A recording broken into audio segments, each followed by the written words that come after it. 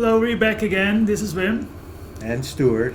And today we're going to talk about in situ reflectance measurements. One of the earliest things I did when I got involved in remote sensing was working with hyperspectral field instruments for mineral exploration. And those early instruments were very large, about the size of this table. And they were very valuable in terms of identifying specific minerals that were indicative of mineral alteration and perhaps gold or silver or copper. And it was a lot of work, though, collecting those data. And now Wim is going to tell you about the modern versions of that equipment and how valuable they are. So what you see here is kind of the layout and the pieces that belong to the analytical spectral device. It's a device that does, like Stuart said, measures hyperspectral data from 400 to 2500 nanometers.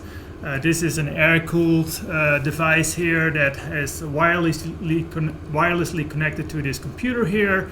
It runs on a battery here. It actually has a fiber optic connected to the measurement system that then you can point towards a target of your interest.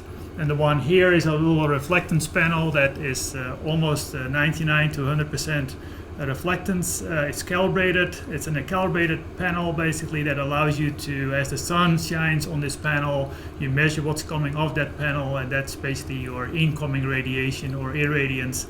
That's you basically have to divide by to get your reflectances that coming from. If you point this to the table or to a surface, you basically can compute those reflectances in the field or in a laboratory. Depending on, in a laboratory you use a lamp, in the field you use the direct sunlight and diffuse sunlight that's coming down, so you need cloud-free days to measure and use this equipment.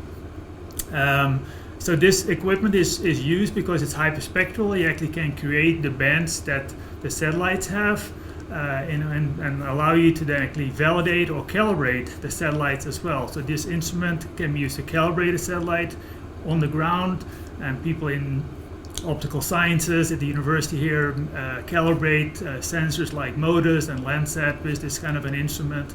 But you also can measure things in the field and validate a relationship that you develop for like the spectral reflectances and the amount of vegetation that's there. You actually do that in the field yourself with this instrument, and then also maybe measure the biomass or the leaf area as well, create these relationships and compare them then with satellite data as well. So you validate these data sets using this instrument. You can also calibrate satellites with this instrument and basically create and look at different parts of the electromagnetic spectrum to manipulate the data, so you can look at, then apply it to geology and mineralogy and things like that. So, and vegetation mapping as well, particularly for stress in vegetation.